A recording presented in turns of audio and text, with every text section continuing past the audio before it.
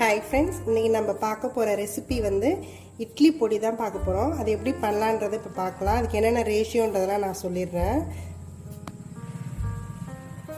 இந்த இட்லி மிளகா பொடிக்கு நான் வந்து 1 கப் வந்து கடலைப்பருப்பு சேர்த்துக்கிறேன்.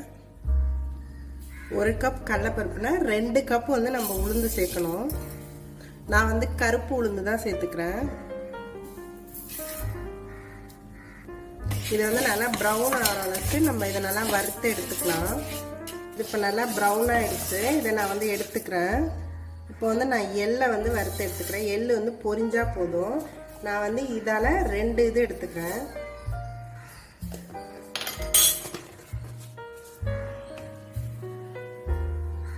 இந்த எள்ளு நல்லா எனக்கு கலர் மாதிரி ப்ரௌன் கலரில் வந்துடுச்சு. நான் இதை வந்து எடுத்துக்கிறேன்.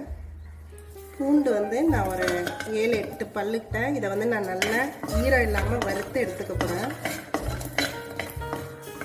இது கொஞ்சம் பொறுமையாக தான் நம்ம வறுத்து எடுக்கணும். ஏன்னா இதில் சுத்தமாக ஈரம் இல்லாமல் நம்ம வறுத்து எடுக்கணும். இதோட நான் கொஞ்சமாக கருவேப்பிலையும் சேர்த்துக்கிறேன். அதையும் நல்லா வறுத்து எடுத்துக்கிறேன். நான் ஒரு 4 கொத்து கருவேப்பிலை போட்டிருக்கேன்.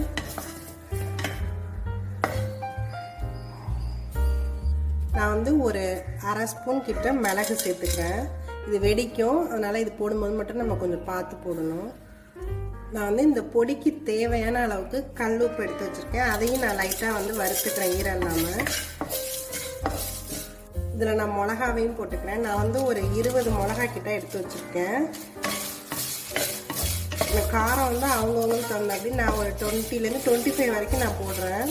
இது நல்லா வறுத்துட்டு நம்ம இது எல்லாத்தையும் நல்லா கூல் பண்ணிட்டு தான் அரைக்க போகிறோம். இது எல்லாத்தையுமே நான் நல்லா வறுத்து எடுத்துக்கிட்டேன். நான் வந்து பெருங்காயம் வந்து பொடி தான், தூள் தான் யூஸ் பண்ண போகிறேன்.